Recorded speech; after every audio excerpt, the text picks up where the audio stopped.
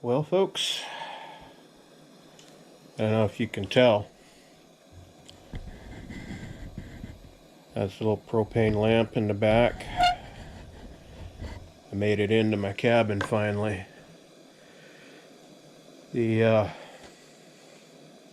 fires are out. Crews are all gone. The roads are cleaned up. I got here and there's a whole section of my roof missing. It's between two trusses. Tree hit. Just plowed right through the sheet metal. Came down and hit the first floor. So my loft is open air right now. But that's okay. I got a chainsaw and I got tomorrow. I'm just here. Dogs and I came in. Got me a steak from the local butcher. Buddy of mine sent me a real nice cigar. Got me a pot of coffee on the percolator sitting on the wood stove. And I am doing the outdoor thing. Propane lights, wood stove. No power, no Wi-Fi, no nothing. So I'm recording this. I won't be able to upload it till I get back to the truck. But I just thought I'd let everybody know that I made it to the cabin. And hopefully we'll get some footage of, I don't know, maybe the Argo ride in, some of the countryside here in Alaska. The dogs got up and moved around. I was checking to see what that was. It's going to be snowing here pretty soon. But yeah, I'll try and get some pictures of the burn area on the way out. I got crap on my face.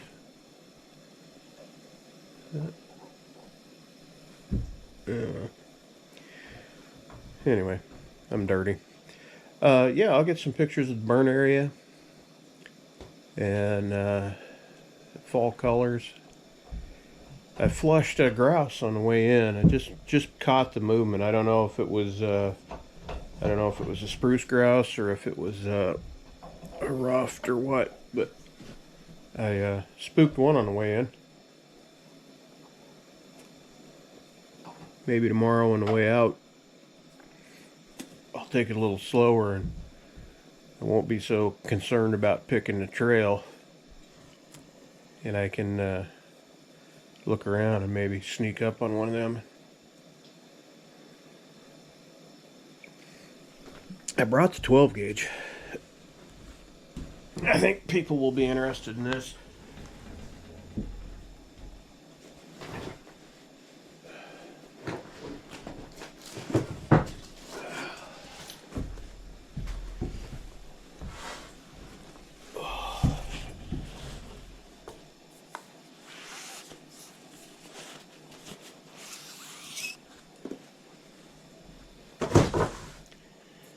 It's the Cimarron lever action 12 based on the old Winchester. So I got a short handy 12 gauge if we find some grouse or something. That'll be nice, and if not, it's still nice to get in here and check things out, get a weekend away from everything. I got so much going on with the snow coming on.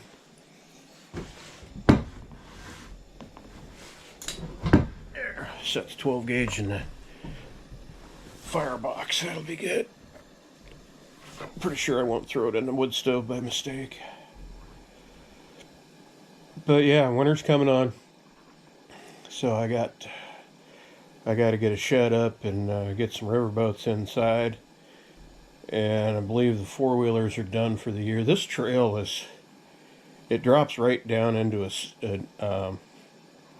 basically I start high, go through a saddle, end up on a little hilltop, and drop off the side of the hill into a stream, and then follow the stream down to the other stream that my cabin's on.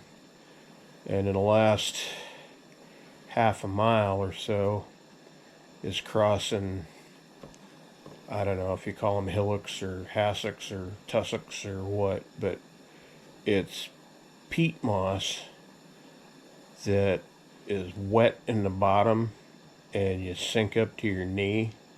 It's just miserable trying to get through, and it's tough on the four-wheelers because you got to beat down so many bushes and stuff, and it just tears them up.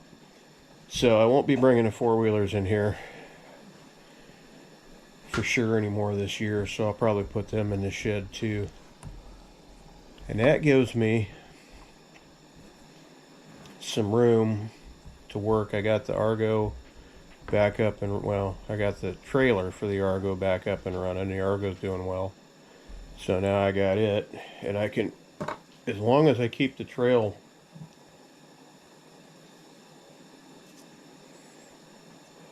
knocked down, I can use the Argo all winter.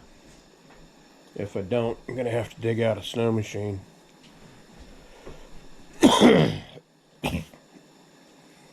But that's no big deal. But yeah, that leaves me with a couple of projects going. I got a Weasel 1942 old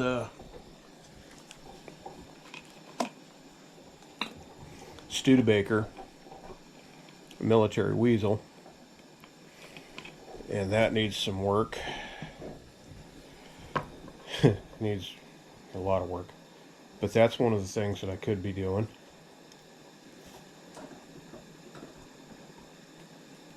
And also I picked up a 1952 GMC DW630, which is a 10-wheel semi.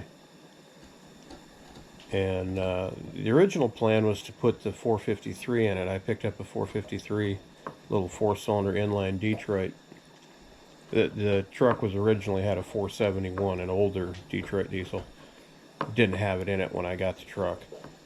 So the original plan was to put a 453 in it, which is a little newer motor, and it's 4-valve, and you know, about the same horsepower. Would have been fine.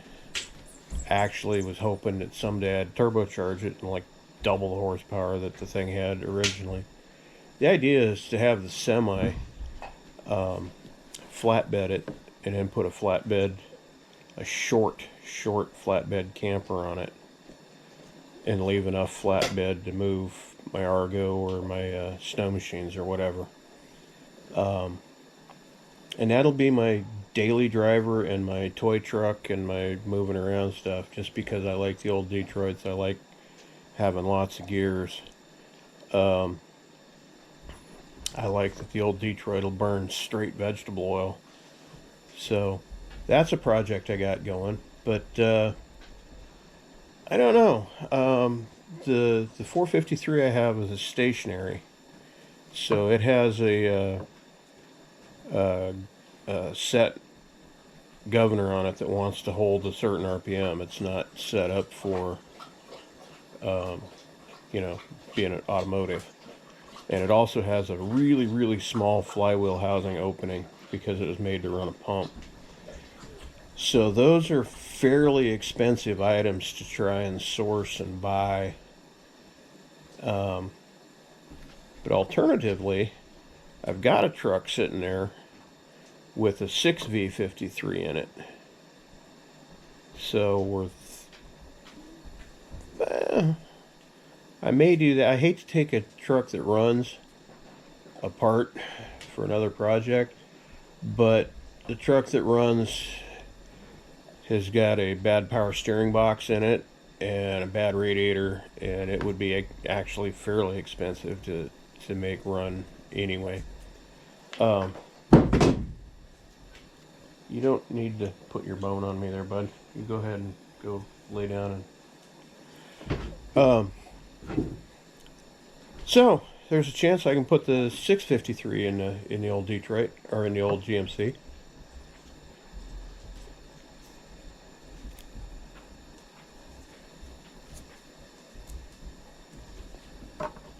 Um, and then I have transmission options because I haven't actually looked up what the main transmission is yet, but it is a 5-speed. I think it's an old Spicer, and then it has a 3-speed auxiliary behind it, and it is definitely the overdrive. I looked up the numbers. I forget what they are off the top of my head, but it is an overdrive Brownie aux transmission on it. So I could have a 5 and a 3, or I also picked up an RT00 9513 Road Ranger in Eaton. And the 00 makes it a double overdrive. So I have a .73 and a .62 overdrive. So I could put a real... Yeah, I just don't know if the old truck needs to be twin stick just because that's cool, or if having a Road Ranger with, 2 overdrives might be, because they were geared so low. I haven't actually, I haven't jacked it up and checked what my ratios actually are, but with a 471 I'm sure it was low, so the overdrive is going to be necessary. So anyway, that's what's coming for videos from me. Of course, when winter hits and I'll be trying to keep this trail up, maybe putting a truss in and replacing some steel roofing. Might bring you along for that. We might get the roof in and then come out here one winter day and put on snowshoes and wander around, look for snowshoe bunnies. Take you along for that. If anybody'd be interested, it's a pretty decent area to run a trap line. I haven't been in here really in the winter enough to know yet, but I'm sure that there are probably pine marten and possibly, well, I know there's fox because I've seen tracks of them chasing bunnies. And if there's fox and bunnies, there's probably lynx. So if anybody was interested in that, I could put in a trap line and we could go on a little adventure doing that. I don't know what you guys want to see. I didn't bring any toys this time. I left my my whole bag of cap and ball revolvers at home, and I didn't bring the either of the cap lock rifles. Picked up a really nice, it looks like a half stock plains rifle. It's a back action, a really heavy barrel. It's 1 1/8 octagonal at 32 inches long. So it looks like a plains rifle, or like kind of like the Hawkins, where the half stock heavy barrel. But it's only a 38 caliber. It's a true 38. So not much hunting. I mean, it's a rabbit gun, small game gun, but it's really cool. And I mean, I wouldn't mind getting that out and shooting it over the stump or something. Bring you along for that. That'd be interesting to see. But I didn't bring any of that stuff because I knew I got to cut a tree out of my ceiling when it gets late tomorrow. I got to fire up the chainsaw and try not to drop the tree through any of my windows here. But it came down and broke. I have a peaked roof with, the corrugated steel roofing on it. And it came between two trusses and just punched right through. And when it hit, the tree did this. It snapped. and so I got one piece leaning on either wall, on either side of the cabin. So I got to go out there and try and get that off. And go upstairs and clean up all the mess. It's been down for a while. I haven't been. I've known it's been down, but I couldn't get in here because of the fires all around, and they had the area closed. So the squirrels have run up and down that tree and have taken up residence in the loft. So I've got a little bit of water damage, and I got to evict some critters. But so I got stuff to do tomorrow. But hopefully now that I have the trail set on this side of the stream and the Argo going, I can get in here. It only takes me about it's an hour drive, and then probably an hour by the time I get done unloading the Argo, unloading it, packing it up. About an hour to get in here, so I can find that time. So I should be able to run out here and do some things. If anybody has any suggestions on what they might want to see at a off-grid, more traditional style cabin in the interior of Alaska.